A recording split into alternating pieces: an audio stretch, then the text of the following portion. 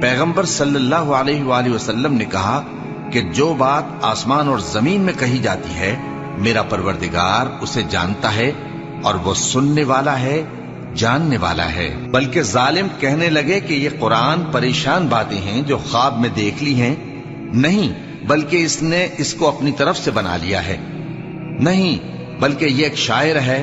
تو جیسے پہلے پیغمبر نشانیاں دے کر بھیجے گئے تھے اسی طرح یہ بھی ہمارے پاس کوئی نشانی لائے۔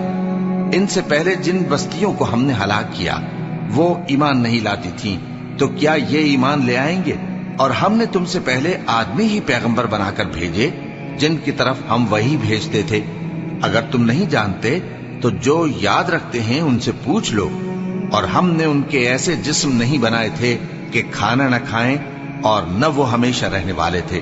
پھر ہم نے ان کے بارے میں اپنا وعدہ سچا کر دیا تو ان کو اور جس کو چاہا